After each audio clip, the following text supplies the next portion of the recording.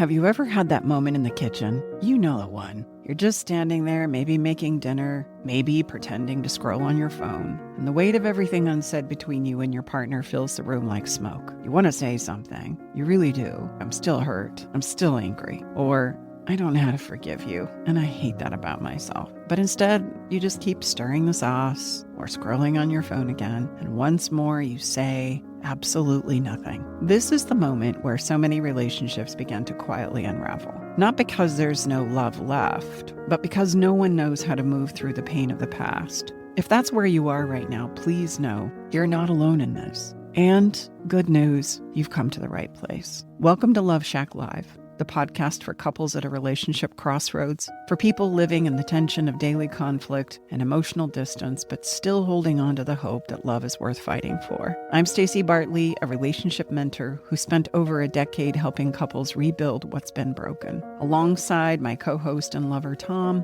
and our daughter Brooke. Today's episode is a rebroadcast, but not just any old rerun. This conversation on letting go of past mistakes has been one of our most downloaded, most requested, and most transformative episodes. And for good reason, because when you're stuck in resentment, betrayal, or years of what-ifs, moving forward through it feels almost impossible. But what we've learned again and again and again, both personally and professionally, is this. Mistakes are part of being human. Oh, we are so messy. Shame keeps us stuck. And love cannot thrive when the past is being used as a weapon. So how do you actually let go without pretending it didn't happen? How do you stop punishing them or yourself long enough to create something new? That's exactly what we're exploring here today. And listen, if you've heard this episode before, don't skip it. You've grown. You're different now. And what you hear this time will simply hit you differently. And if you're new here, welcome. I'm so glad you found us. Let's dive in.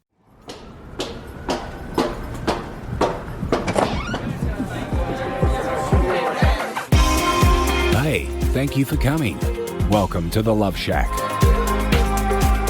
We're going to be diving into the conversation today of letting go of past mistakes, your how-to guide for transitioning and extracting the beautiful learnings from our past experiences, regardless of what they might be, as well as avoiding the staying stuck in past experiences. So wherever you are right now, sometimes it's difficult to see forward when I'm so mired in the decisions of my past. And here's what I want you to know is mistakes happen for many reasons.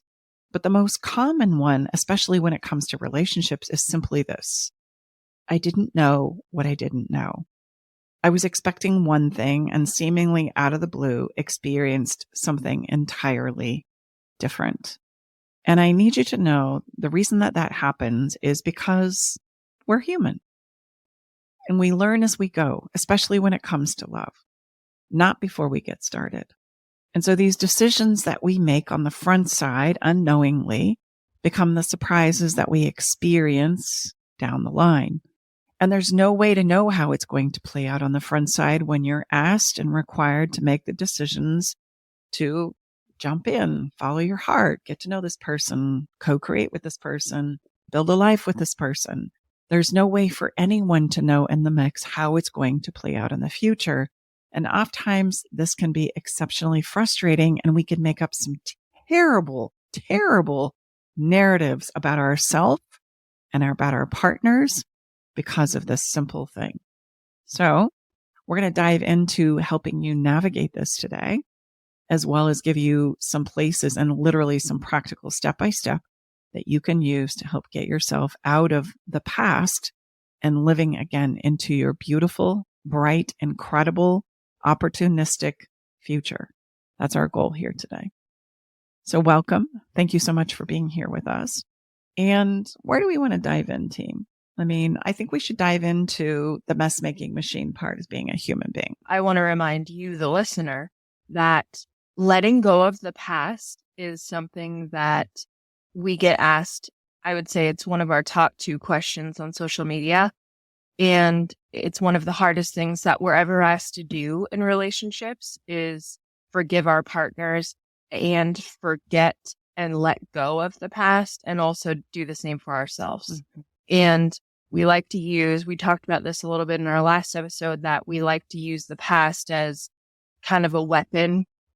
Mom too calls it the bat of truth, to beat our partners up along the way and make sure they remember how much they hurt us, and make sure that I'm still suffering because of the bad choice that you made.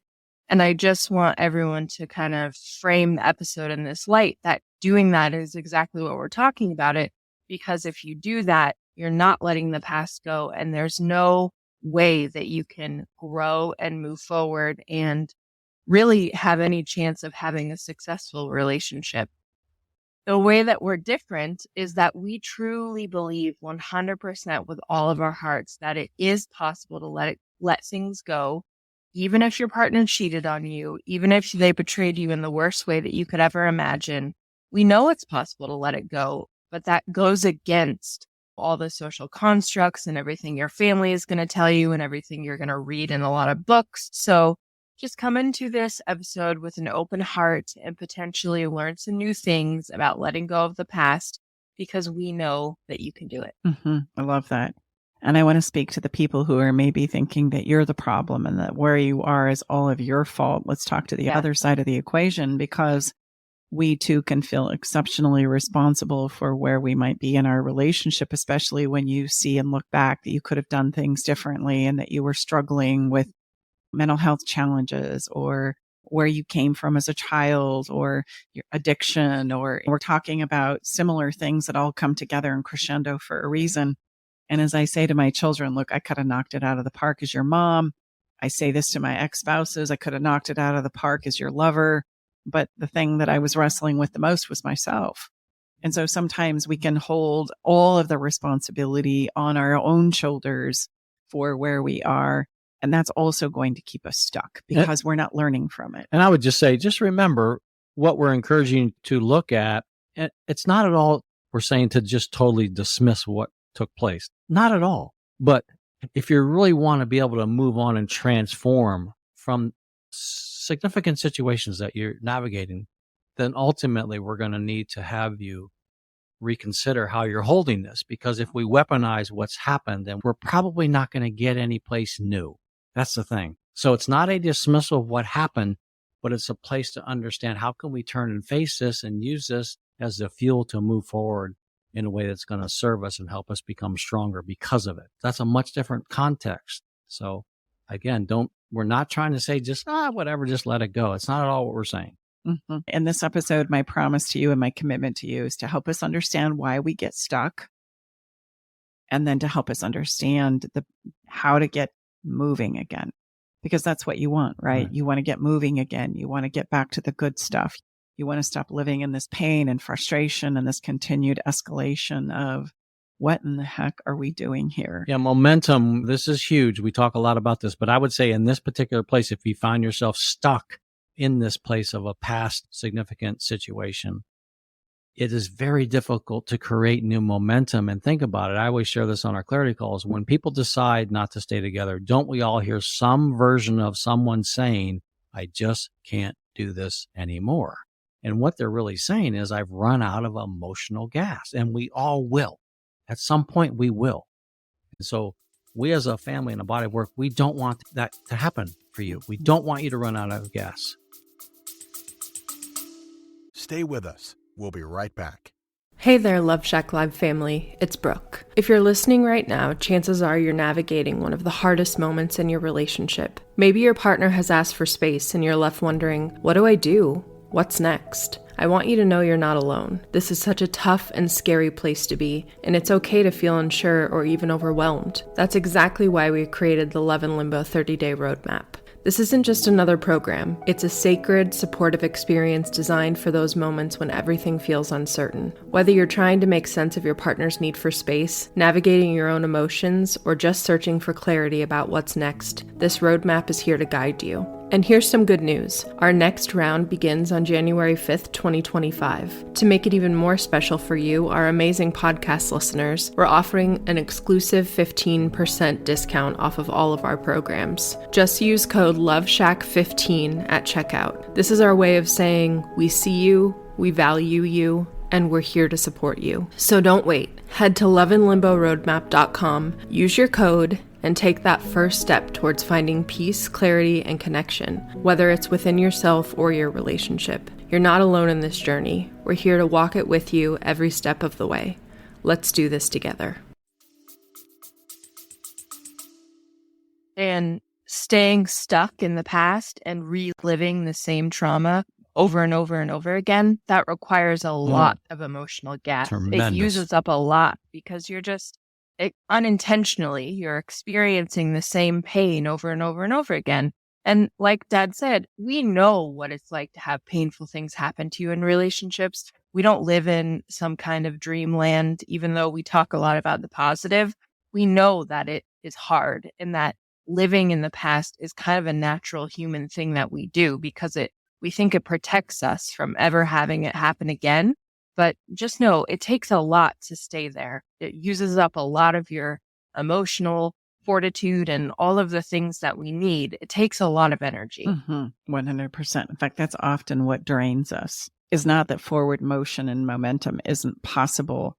It's that we insist that we can't move until we decide what to do with this past piece. And so we'll hang out there. And so those are some of the things. Let's dive into the things that keep us stuck. And let's really make sure that you understand that. And then we're going to help you understand how to move forward with those very difficult, sometimes very challenging experiences that we have as part of life and a part of love. I mentioned this just a few moments ago, but the first thing that we need to wrap our head around is that we as humans are mess-making machines. We need to know by way of experience what works for us and what does not work for us. And as much as we would like to think that we can avoid the mistakes as we're navigating through life, all of us know what it feels like to think that we're going in a really great place or in a great direction. And then all of a sudden say something to the line of, oh my gosh, I didn't know this was part of the deal. What the heck is going on here? We can beat ourselves up and we can beat our partners up. Look, this wasn't part of the script, you guys. I don't know where y'all got off, but we're supposed to be doing this. And I'm pretty certain I know the way. And so you're messed up. This is a problem with you. You screwed it up. You screwed it up. Or I might get stuck in, I screwed it up and I don't know what to do about it. And this puts us in a place where if we don't understand and own up to the fact that if we're humans, we're mess-making machines, it puts us in a place of beginning to live an illusion. And the illusion sounds a lot like this. Because I've done this thing in my past, or because this is something that's happened to us in our past, or because you've done this in our past, there's no longer a bright future. That bright future is no longer possible. When we work with couples as clients, one of the biggest conversations that I have to help couples get over is not using the past as the benchmark of what's possible in your future. They're like, oh no, that'll never happen because this happened. Oh no, I could never go there because this happened. Oh no, we all know what they're going to do or what I'm going to do. And I say, do ya? Because as long as we hold that as the belief and that illusion, then forward progress is going to continue to elude you. So instead of using your past as a benchmark of what's possible, how about if we just give everybody an opportunity to try something different and see where it takes us? Let's give everybody the opportunity to try again, to go again, to reach for something different. Because until then, we're living in this illusion that because these certain things have happened in our lives, and we can do this personally or collectively, that where I truly wanted to go or where we truly wanted to go in the beginning when we first came together is no longer possible. Like it's done. It's over. And I just want you to know that's an illusion. That's a lie that we tell ourselves. And here's what I know after years of doing this work. There is nothing that if we allow ourselves and our partners to do something different as we go forward, that we can't heal and overcome. And I mean that with all the sincerity in my heart. I've witnessed it between lovers and I've witnessed it between parent and child. There is nothing we can't overcome if we will allow everyone to move forward and extract what it is we need to learn and understand about ourselves and about each other from the experiences that we've had. And so that takes us into a place of where to go from here. But I want you to understand we get lost in the past because of this illusionary quality. And if I were to just tell the story a little more, it's like we continue to ruminate on it more and more and more. And it sounds a lot like, here we go again. We're having that say, oh, you just did it. Oh my gosh, I was expecting that because this has happened in the past. And here you go again. When are you going to put it together? Oh my gosh. Oh, so you're going to say that? Oh, okay, I got it. And there's a lot of eye rolling. And there's a lot of dismissing, and there's a lot of criticism and minimizing and controlling. And then there starts the mistreatment of when somebody is struggling with something within inside of themselves. We start to mistreat them. Oh, you're doing that again. Oh yeah, this is never going to work. And here we go. You're going to screw it up again for all of us. And I feel entitled as the person who's witnessing this play out. I feel entitled to make you pay. So there's a couple of storylines playing out here that I just want to highlight. The first is that if you make a mistake, it doesn't matter whether I make mistakes as a human being, because I do, but because of the mistake that you made, I'm entitled to punish you for it. Like you have to pay. There has to be a penance that you pay in order for us to figure this whole thing out, which creates this illusion that we need to continue to bang around on the past and decide who's responsible and who gets to punish who. And who gets to make who pay, and then we can move forward. If we can just get to the bottom of who created this in the first place, who's responsible, whose fault it is, and then finally we're going to be able to solve the problem and the mystery, which I just want to point out keeps us stuck in the past. And so imagine for a moment with me that where our focus goes is what we feed. And I'm drawing you in present day time. And I'm drawing lines that represent your past experiences. And every time we talk about them, I'm going to highlight them and I'm going to make them bigger and bolder and bigger and bolder. How many thousands of conversations do we have as a couple to determine who's right and who's wrong and who screwed the pooch and who didn't and who had the right answer and who didn't? And the whole time we're having those conversations, I'm making those moments in our past bigger and brighter and bigger and brighter and bigger and brighter. If you can see that visually in your mind's eye, you can start to understand the more time we spend here trying to decide and make decisions and make somebody pay and decide who's superior or inferior to the other, the more our present moment today and tomorrow is going to feel a lot like this past moment that we've experienced and lived together. Did it happen? 100% it happened. Was it hard? Yeah, it was really, really hard. It was sad.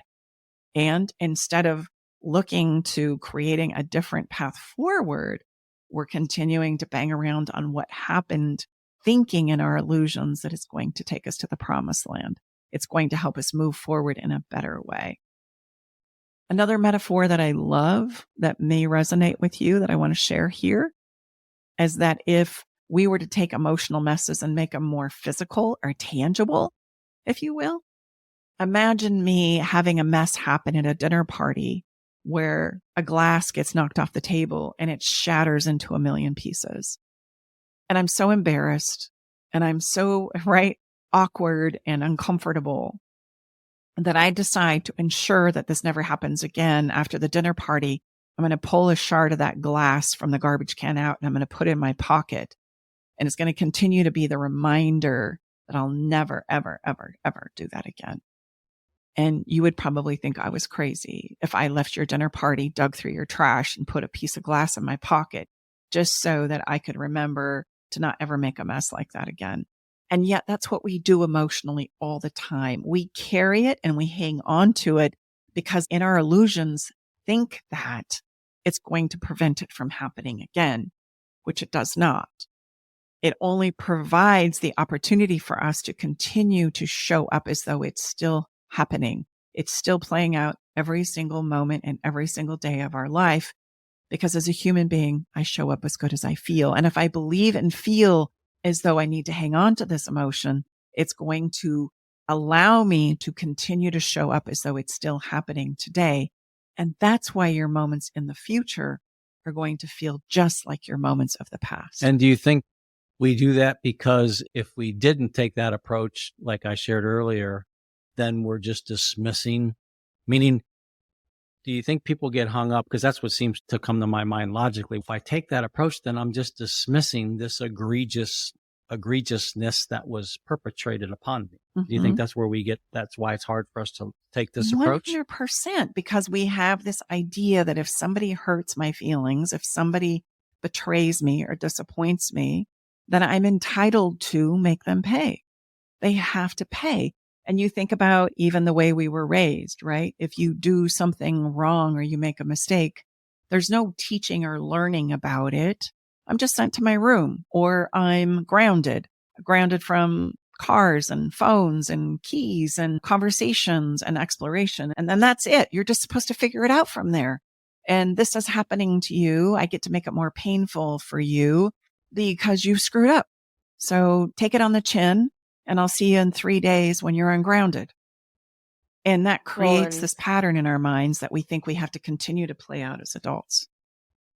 And that's why we lie, because we don't want to be caught, because we don't want to be punished a lot of times. But then that creates so much shame inside of us, because not only are we ashamed of the fact that we made a mistake, but then the punishment is also a form of shaming. It's all ensconced in shame because you shouldn't have done that. You should have known better. Now you're going to get punished because you did this terrible thing. And so that's coming from outside of us, but inside of us, we feel more shame and self-hatred and pain than anyone could ever imagine, because we're the best punishers of ourselves. So there is absolutely no opportunity for learning from these mistakes, because the shame just removes all grace or humility or any acceptance that would be appropriate. If you did the same thing, you would want that for yourself, because most of the time, these are genuine mistakes. That's the title of the episode. How do we let go of past mistakes? So I don't know. It's just the shame in our culture around these relationship mistakes is so big that it makes it impossible for any growth sometimes. 100%. And remember what I said as I opened this episode: as human beings, especially when it comes to relationships, because we don't study them, we don't practice them, we feel like we're supposed to be good at them. Based on what? I'm not quite sure, but we all feel very much like we're supposed to be very good at them, especially if I show up and do my part and I find a person who is perfect for me, my soulmate, then we're supposed to be able to have a great relationship.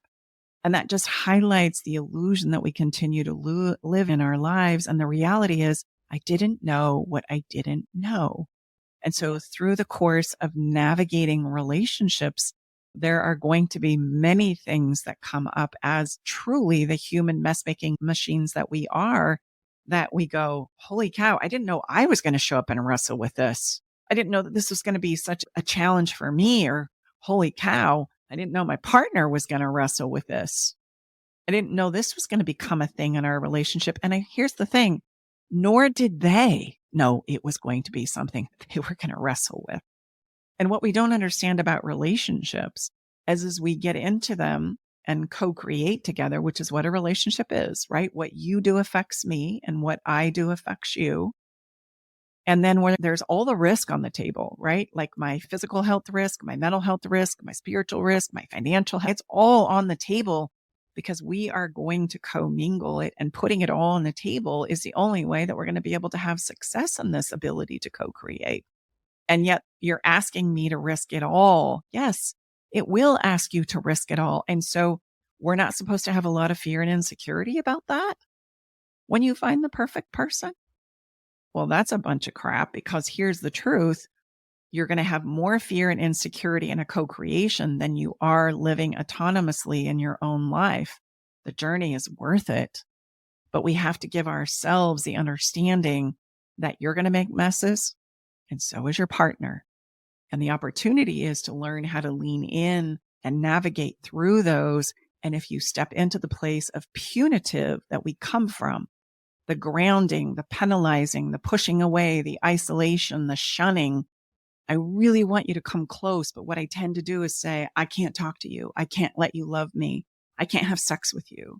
well, then you're putting yourself in a place where you're going to continue to not extract the lessons from what you've experienced and learned about yourself and, quite frankly, your partner. And you're also going to put yourself in a place where you're going to sustain the painful event again and again and again and again. And so we start to fight and we become sensitive, and then we fight some more. And literally what needs to happen is the understanding piece of what happened and what can we extract and learn, not the penalty, not the punishment, not the shunning, not the isolation and the pushing away, but to be able to lean in and say, wow, okay, that was hard. That was really, really hard. That was painful. That really hurt my feelings. Help me understand what was going on for you here, and help me understand what we need to do now. I didn't see that coming. And you're going to find a lot of, holy cow, I didn't see it coming either. I'm so sorry. I was listening to a TikTok on addiction today, and I feel like there are a lot of different kinds of addiction problems that affect relationships. Even I feel like cheating can be sometimes because of sex addiction, So I feel like there's often a lot of underlying issues that if you are a partner of an addict, you're constantly feeling like you have to monitor them and make sure they're staying on track. And if they slip up, talk about the biggest shameful experience you could ever have, a relapse. So a relapse of any kind, that's probably the last thing any person on the planet wants to confess to their partner. And that's why we lie. Just think, yes, exactly. That's exactly what the point I'm making is. That's why we lie. But the person on this TikTok said, what if we didn't think about relapses as the antithesis of moving towards recovery? Because they're not. They're just a simple mistake. So if you say a relapse is stopping the recovery, then you're discounting all of those days that the person worked towards the recovery before their relapse, It's just a little reframe in how you think about it. But just because your partner made a mistake does not take away all the previous days that they loved you and that they were committed to you and that they wanted this relationship more than anything. But that's how we look at them. We look at them as if there's a mistake, it wipes out everything that happened before it. And I would argue that's not true at all. And I know you would too. Yeah, absolutely. In fact, you have to understand, just think about anything else that we do in our human experience that we get better at. There's the head learning, right? There's the knowledge and understanding of what I need to do differently to create the change that I'm seeking. And then there's the doing of it, the implementation of it, the practice of it. And whenever I'm trying to translate my understanding of what I know into something that I'm going to do differently in my day to day, there's always going to be a wrestle there. And I don't care if we're talking about becoming a proficient baker, learning how to drive a car, improving our skills at work, trying to become a parent, or yes, wrestling with the throes of addiction of any kind. I am going to mess it up. That is the only way as a human being I can get better at something, is by learning from my mistakes as I go. And unfortunately, oftentimes what keeps us in these places of struggle for longer periods of time, sometimes lifetimes, is there is no permission and space to mess it up. We don't count that, just as you said, Brooke, as progress towards where it is we're ultimately going. It's there to teach you, like when I mess it up, I'm learning something, if I can hold it in that light, about what I just did or how I understood it, that's going to help clarify what it is I need to do differently in the next moment. It's okay, let me try this. That didn't work. How I was holding it or seeing it or doing it didn't work here. I fell off. Okay, what can we learn from this? And then go again, try again. We don't hold it like that. We carry the shame. We feel like we need to punish them. And that, at the end of the day, is what takes us back to square one. Not the fact that we made a mess of it or screwed it up or it didn't go the way we thought it was going to go. And I would say that is true about anything you create as a human being throughout life. And so if we can just remember that when we're getting better and we're trying to change our behavior, regardless of what that is, if I'm trying to become more productive, or I'm trying to change my diet or my health regime or my mental health regime, or I'm trying to improve my relationship, we're going to get better at this as we go. And the implementation of under my intellectual knowledge into my behavior is where the wrestle is. And that's where I'm going to screw it up as I learn along the way, right? That's how I become masterful at things as a human being. And I also want you to know, if we don't accept and own that journey, then we're going to be stuck in the past, believing and buying into the illusion that we cannot have the beautiful future that continues to await us, because I refuse to take the journey. And I refuse to let the past go, to even try, because I've already decided that I'm going to screw it up or you're going to screw it up. So I guess this is as good as it's going to get. And the only way that's true is if you continue to buy into that story and behave and show up every day as though that's true. Like exclamation point, exclamation point. And that, my dear listeners, is how we get stuck in the past. And we live it out again and again and again. And I love the John Mayer song that says, we continue to live out the same old moment throughout our whole lives, because we will not allow ourselves to do anything different. We think we've got it all figured out. Okay. I want to tell you about a client of mine that has really driven this concept home. And then let's step into how to turn this around and some simple steps that we can help you start to implement into your own life with a little mess, with a little wrestle, with a little challenge that can actually potentially take you in the direction that you know is possible, right? This conflicted place inside of us as a human being, thinking and believing and hoping that something is possible, and yet continuing to wrestle with the idea of maybe I can't, maybe it won't happen. Maybe it's not possible for me. Maybe I can't get it right. Maybe they can't get it right. That is the most painful place in the universe. Like, it continues to pull on you about what you want, and yet you continue to doubt what is possible. That is so painful. Can I ask you a question real quick? It's one that we get often. What do you say to someone whose partner cheated on them or betrayed them in some way, and they just are so sure that it's going to happen again? They don't want to let the relationship go, but they are not willing to let the past go. I know on one hand, you can say, okay, there's no future for you. You're going to have to eventually break up because you're not allowing any solution to occur. But what would you say to that person? Mm-hmm. You have to look at, if I buy into that as a human being, then that's my truth. And I'm going to live congruent to that. There is no other option for us as human beings. And so think about how I'm going to show up in my life if I'm just so sure you're going to cheat on me again. What's going to happen is I'm going to withhold affection and connection and conversation, and I'm going to withhold dreaming our plans for our future, because I'm going to say, oh, that's way too painful to even think that that's possible. And so literally what you're telling yourself is that it's time to start pulling out of the relationship and letting go of our future hopes and dreams and shutting down this relationship. That's what you're saying to yourself. And so you're going to show up congruent to that.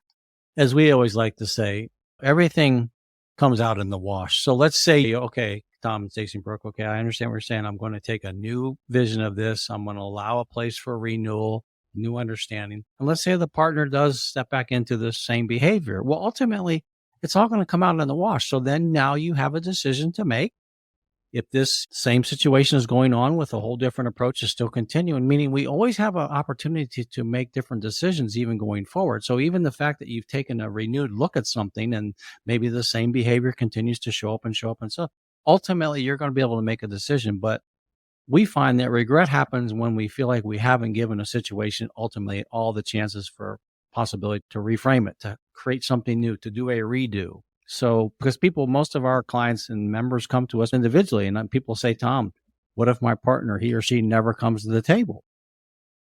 I said, remember, ultimately, we're going to get the decision. I didn't say it's a decision maybe that you were wanting, but you'll be provided the opportunity to make a decision. And whatever decision you make, we'll help you put a plan around it. So if, let's say in the case I just said, this partner comes back and still gets back into the same behavior that's not working for you, well, then that allows you an opportunity to say, is this going to continue to work for me long term, or am I going to need to make another decision? Well, and people are going to say, okay, yeah, that's really great. But what I'm interested in as an individual is minimizing the emotional pain of it all.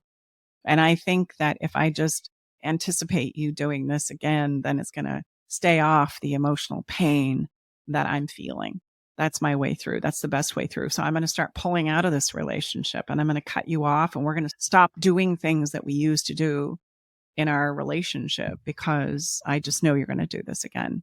And I just want you to understand that, number one, it does not give you a pain-free experience. Actually, it usually sets you up for a lot of regret on the backside because how you start showing up is not congruent to what it is you truly want. You say you want this relationship, you're not willing to let this relationship go yet, then don't behave like you're ready to let it go then. Continue to show up and do your part because that's what's required of all of us to get back to saving your relationship. And doing your part means I'm going to continue to show up and love you and understand what you're wrestling with and why this is happening, what you need from me, how it is we can continue to realign our vision for our future.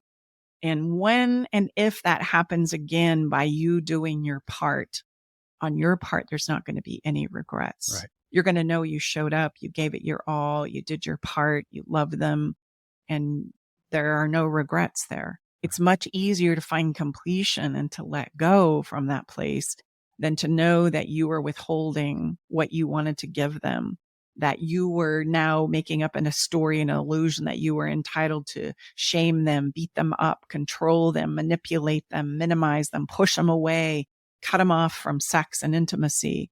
That is going to come back on you. That's the boomerang effect of your behavior, because there's going to be a voice inside of you that says, that was really messed up what you said. That was really messed up what you did. You know that we weren't leaning in and cheering each other on to go in a different direction. And that's going to cause you to feel like there's a tremendous amount of regret. So let me just ask you, which place do you think is more painful? Trying to convince yourself that this isn't possible and that you shouldn't have to do your part and that you're entitled to mistreat your partner. And you're going to just live that out until they get exhausted or give up and throw their arms up in the air, or you too, or showing up and behaving as though you did your part in this relationship to give it every opportunity to go in a different direction. And I'm going to tell you, the way we hold it, like, I'm just sure you're going to do this again, is going to be the most painful option for you. And not only for you, but for your partner. Like, we don't need more shame. We don't need more punishment to help us see the light. We need to believe that you believe in me and that what's possible and what we decided to create as a couple in the beginning is still possible. And that's going to be the inspiration that helps me wrestle with myself in ways that I need to in order to go in a different direction. There's nothing like love that inspires us to do things for ourselves that we would never imagine doing. Changing our behavior, our mindset, wrestling with our mental health, our physical health, our addictions of all sorts and types. I will do things for you if I believe we're in this together that I wouldn't do for myself. But if I already have you holding me as though it's over, there is no inspiration there to do whatsoever. I'm going to go into a pool of shame and I myself am going to throw my arms up in the air. And now you're just going to mistreat me. And as I mistreat myself, until this thing is done. And it's just going to be a matter of who's going to do the egregious blow in the end. And I'm going to hope, we're all going to hope it's going to be you. And so we keep trying to set each other up. We would call that the classic race to the bottom. The classic race to the bottom. So these things need to be talked about head on, and punishing my partner or myself, quite frankly, is never going to take us to the place that we need to go in order to save a relationship that's in any shape or form, because we don't need more of that. What we need is to be able to affirm a vision and to be able to believe that we can get there. And all I can be in charge of is my part, doing my part to the very best of my ability.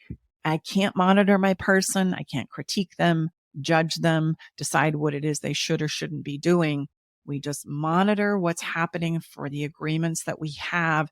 And if we break those agreements, then we need to understand what's happened here. Why did you drop the ball? What's going on for you? Help me understand, not beat me up, punish me, send me to my room, cut me off. There's the piece of understanding that we continuously continue to point out in the conversation. Before we turn the corner, is there anything else that we feel like we need to share with our beautiful listeners to help them understand how it is we stay stuck in the past? There's an illusion there. There's a place where we think we're going to protect ourselves from pain. We believe that if we hash it again and again and again, somehow it's going to give us the answers that we so desperately need in order to move forward. And what it does instead is just keeps us stuck in the same old moment that we keep living out. And ironically, that same old moment becomes more painful as time passes, right? Almost as a signal to say, you're going in the wrong direction. I would there's just a say better way. we've received a lot of feedback on, and specific to an affair. And I love your take on this, babe, is look, again, please understand, I'm not dismissing how painful this is, but for us to want to risk again, all of us want the guarantee in a relationship. And with great love and respect, as Robin Sharma says, I love Robin Sharma, it doesn't exist other than us showing up as the best version of ourselves. That's the guarantee. And so with these types of situations, when something egregious has happened in our relationship, the only thing we truly have control over is us building the foundational strength inside of ourselves to be willing to step in and risk again and see what's possible. That's the finest guarantee that we as a family can give you. And that is truly the only one that we can, with integrity. All the other stuff you hear out there, quite frankly, is BS because it's human behavior. But if we can know and understand within ourselves, okay, I understand how relationships work. I see how we got to this place. I see what's possible if we turn and face this and go forward in a new direction. I'm willing to risk again and see what's possible. Okay, that's the best that we can give you. Any of us, to be fair. That's it. So I think that's really the message here, whatever it is that we're facing, but oftentimes specific to an affair, that's what we say. We take a very different approach. Trust has to come within ourselves. It isn't something we can demand outside of us and to our partner, whatever. Yes, you can go that route, but it's going to be exhausting. The finest place you can go, it's going to be some peace of mind and ability to move forward in a way that works, is to know that you can step in and risk again and face the inevitable, whatever chooses to come your way. And that's what's going to tell you what's possible with inside of the relationship. So as we let go of that control of our partners, we can start to observe and see things because we're not getting all mired in it. I'm just focusing on doing my part. That's my win. I'm not saying it's going to prevent you from experiencing challenging moments. What I am saying is it's going to empower you to navigate better through them and to gain the understanding and the insights and the learning that those messes have for you. And that's kind of a whole nother mind shift. If you go through a challenging time, what do we need to extract out of that? And that's going to move us into what we want to share with you today to help you move forward. And here's the thing. As we turn the corner here, you can't punish someone for what they've done to you, because that's always going to get you into a place that's stuck. And I know that's really hard. We feel entitled to mistreat them, minimize them, criticize them, shut them down, especially if they've done the same to you. But again, what's going to happen is you're not going to feel good about the way you're showing up in your own life. Like your own essence or your own soul is going to say, that's really messed up. What you just said or did is really messed up. And that's how it kicks our own fannies. And as one beautiful client said, this relationship is turning me into a monster of myself. And that's how that happens, as I feel worse and worse and worse about myself because of how I am showing up and treating somebody I say I love. And we can all get lost in that. We can all feel entitled to criticize or minimize or belittle or shut down or cut off somebody because of what they've done to you. I just need you to know that gets you lost in a maze of illusion that you won't find your way out of from that direction. It will just continue to create more and more pain and suffering for yourself. So you can't stop it when your partner is wrestling with something. You can't do it perfectly because there's nothing perfect about us as a human being. That we have to let go of as well. And we cannot control it. What I can control is me and how I hold it and my mentality around it. But you can do your part. And that's what helps you to feel good about yourself and the role that you're playing in any given situation that you might find yourself in. And in this way, you're going to realize as a human being, you have an unstoppable will to grow forward. It's unstoppable if I will just look at going forward in the very best way that I possibly can. And then I do that again. I just do my best today, and then I do it again. And then I do my best again and I do it again.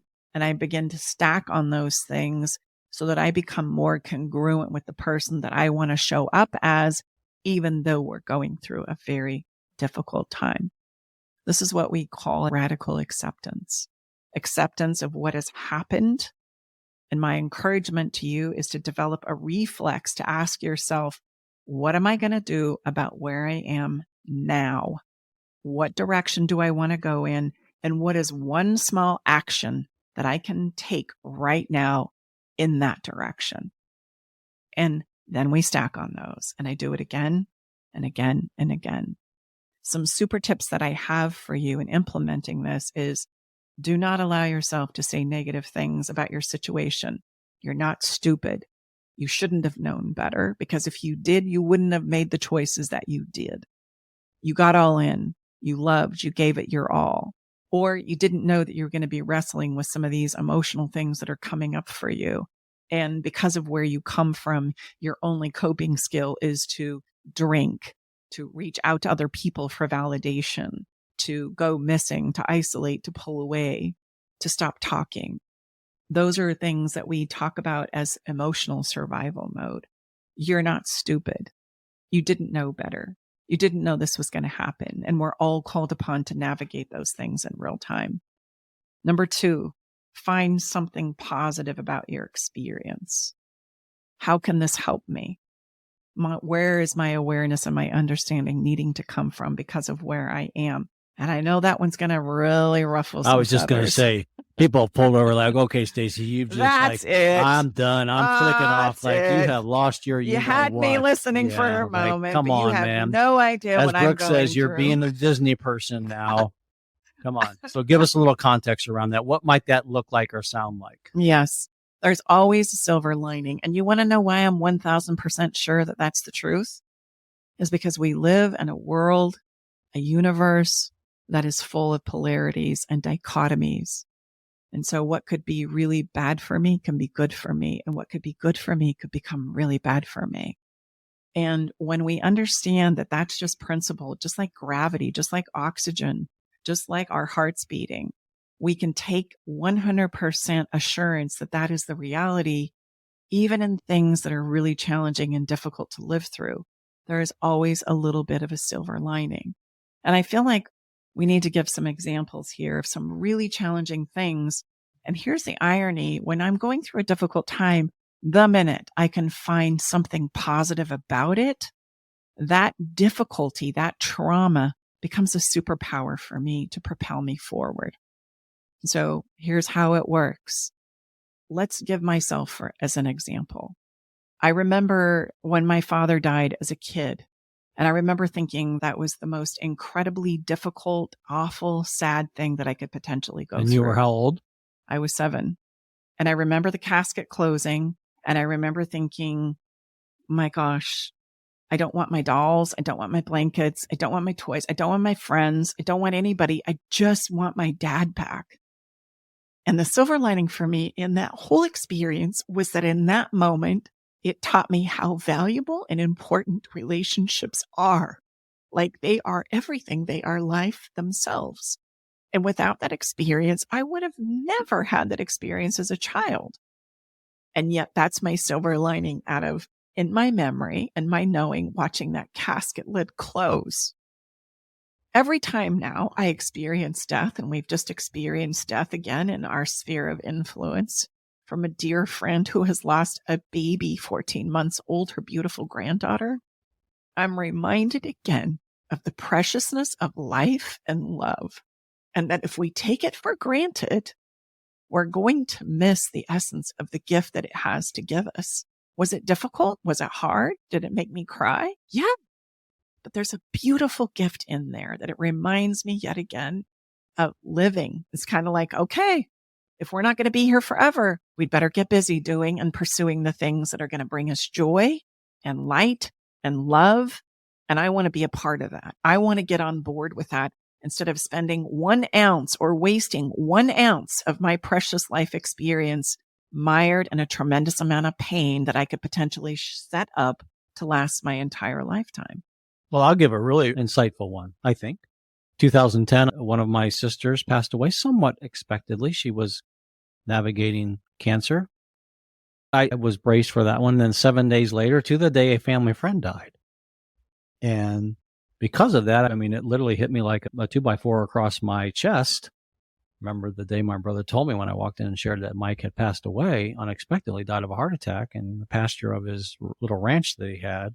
I just literally had to sit down, and the message overwhelmingly was like, reach out to the people in your life right now and let them know you love them. And interestingly enough, you were part of that circle. And to be fair, I'll make a real short story here. Stacy and I didn't really have there was no basis for Stacy to be included in that conversation at that point of our journey, because I didn't really know her nearly like I knew all of the other people. So that's the reason why we are here right now, because of death and the reminder that, yes, life is precious, and let people that you love know that you love them often. This is often the case when we're talking about affairs or addiction.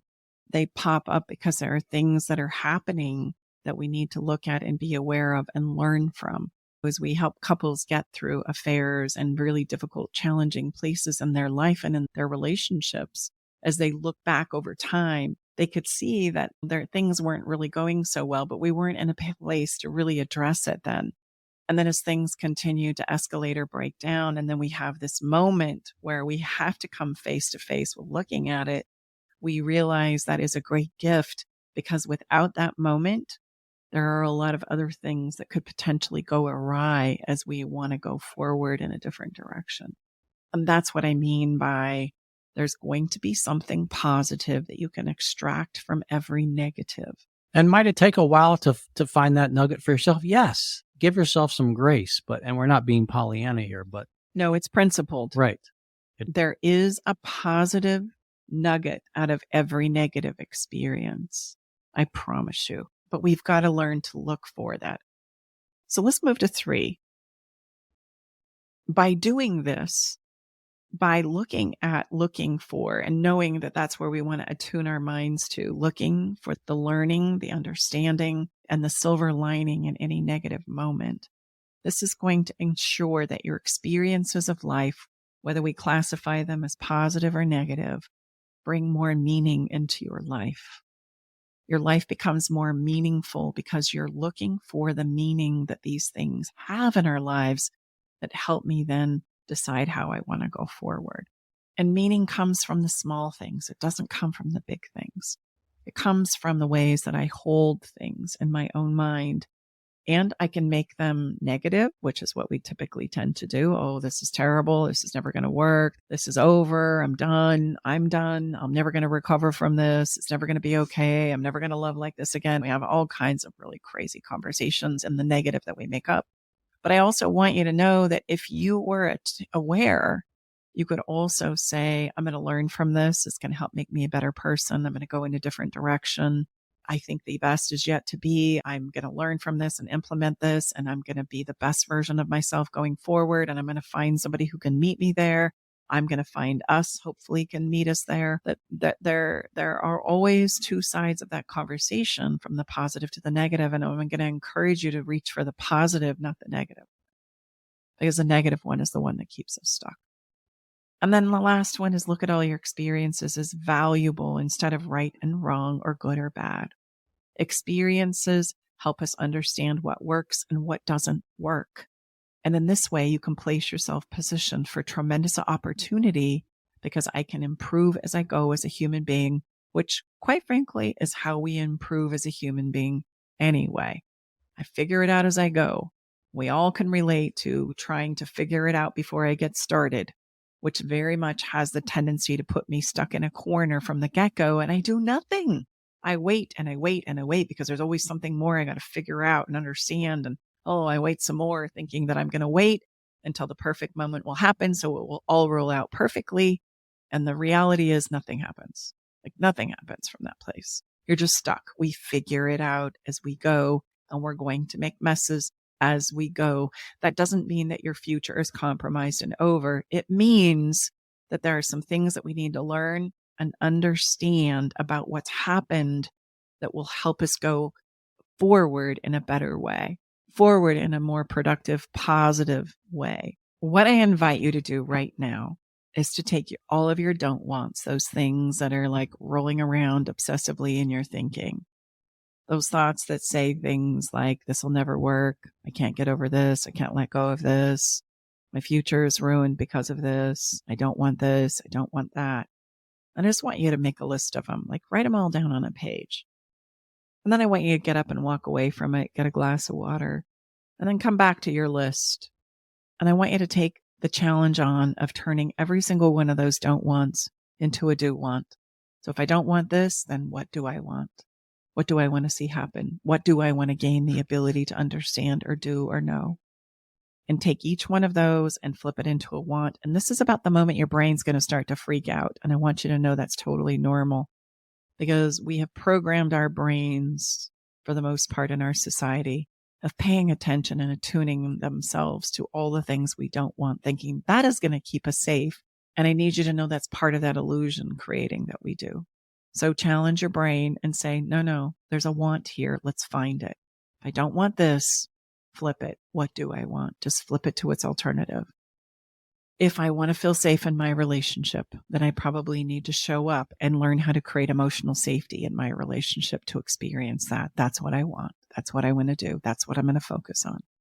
If I want to get out of debt because we're swimming in credit card debt right now and can't make our bills, then I want to learn about credit card debt and I want to start saving money. And maybe that's I need to get a second job, or I need to start creating a budget or tracking my money. There's lots of things that could become a result of what it is I want.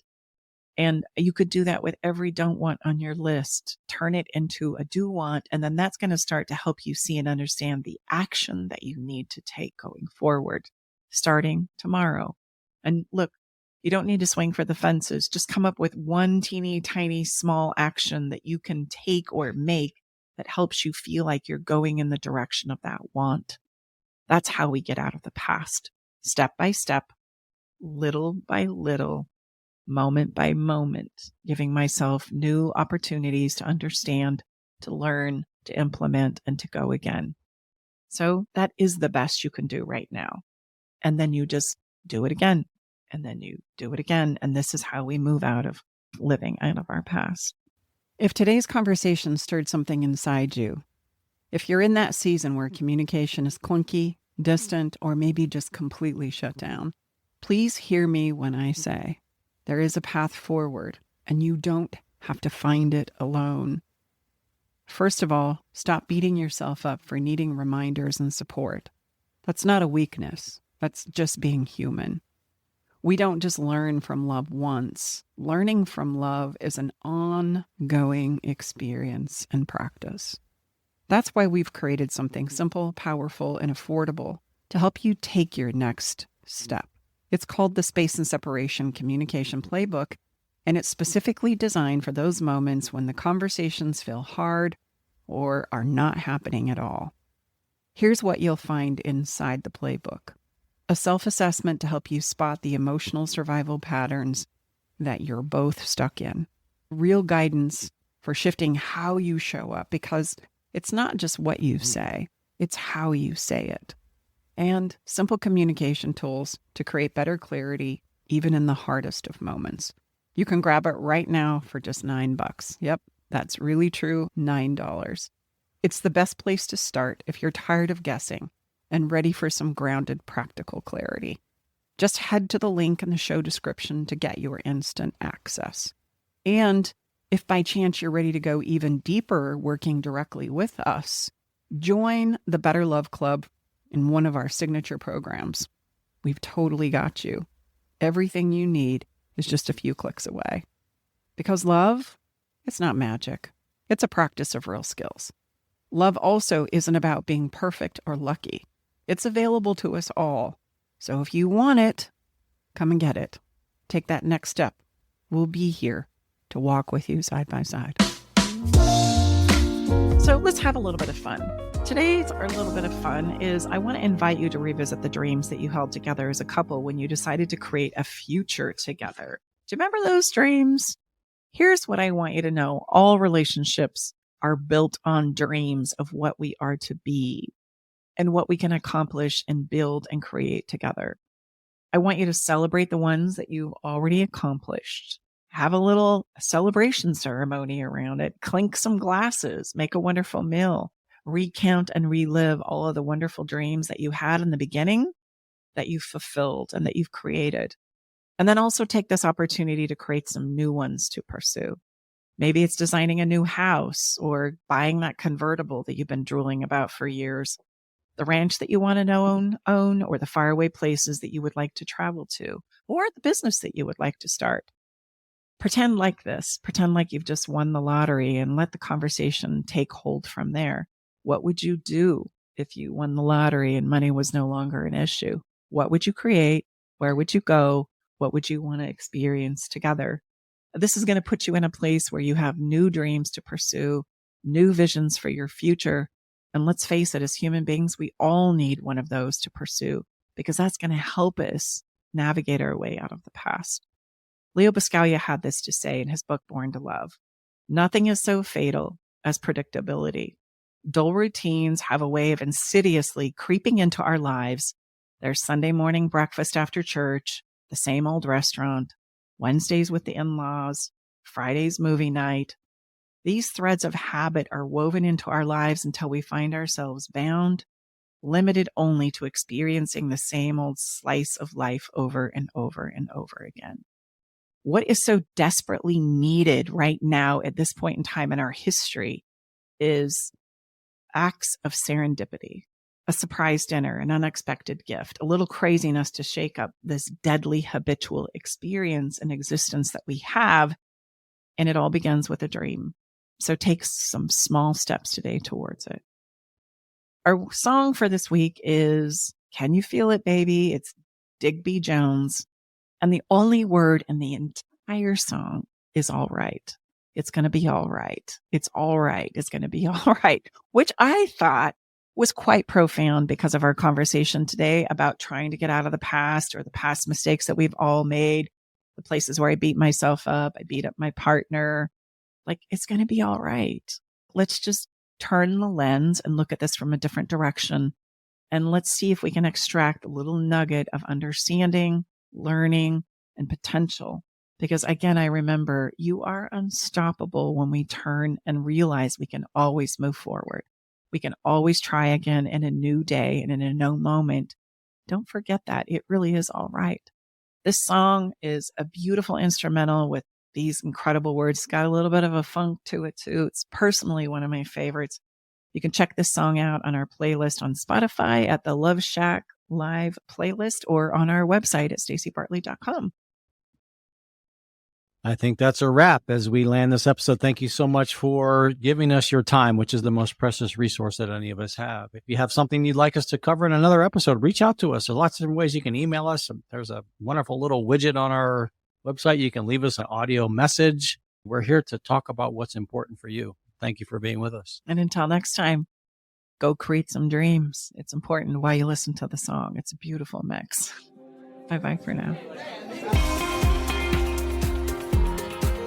All right, it's time to leave the Love Shack. But before we part ways, we want you to know our door is always open and we'll leave the porch light on, ready to welcome you back whenever you need a dose of relationship wisdom. For more resources and tools, visit us at loveshacklive.com to dive deeper into the topics we've explored and find additional support for your relationship journey. Stay connected by subscribing to our podcast. Thank you for being part of our Love Shack Live community.